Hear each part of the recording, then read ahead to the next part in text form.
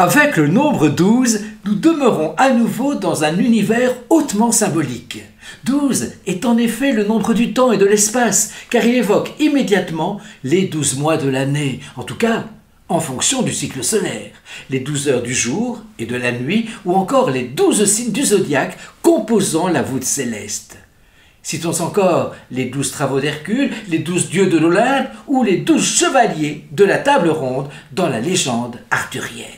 Le drapeau européen comporte 12 étoiles avec le 12. On retrouve à nouveau le symbolisme de l'aboutissement, la fin d'un cycle, mais par là même le début d'un nouveau. Composé des deux chiffres 1 et 2, 12 est donc à la fois unité et dualité. Les qualités numériques du 12 font que le système duodécimal, numération en base 12, a longtemps été préféré au système décimal. On comptait ainsi 12 pouces dans un pied, 12 pence dans un shilling ou encore 12 deniers dans un sou. Dans le langage courant, on fait souvent allusion à la douzaine. Je me souviens d'un passage dans un album d'Astérix où j'ai appris une autre acception du mot « grosse ». 12 douzaines, une grosse. Sans oublier, puisque je cite Astérix, les 12 travaux du même Astérix.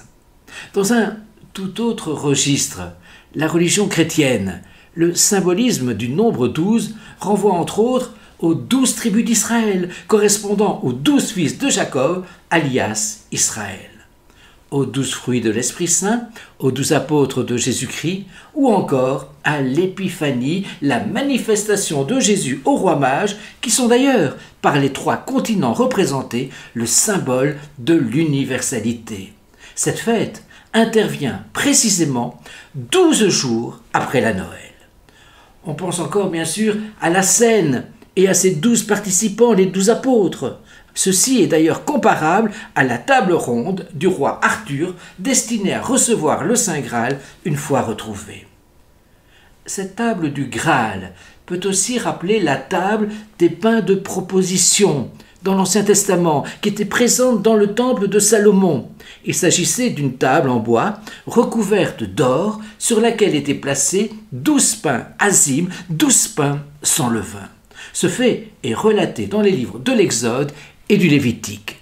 Le nombre 12 est aussi omniprésent dans l'Apocalypse de Saint Jean. Il renvoie en effet, et je ne retiens que cette seule référence, à la couronne de la femme qui apparaît dans le ciel.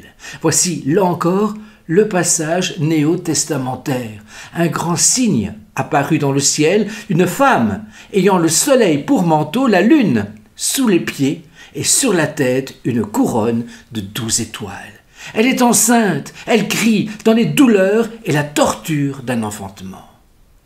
Enfin, toujours dans ce même livre de l'Apocalypse, on évoque le peuple des serviteurs de Dieu, composé de 144 000 fidèles, marqués du sceau divin, soit 12 000 pour chacune des 12 tribus d'Israël.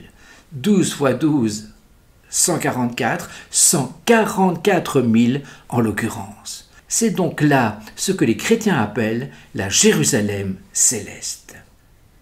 Enfin, je ne peux clôturer cette séquence sans une pensée pour le célèbre et mystérieux et guérisseur dodécaèdre, un des 5 solides platoniciens.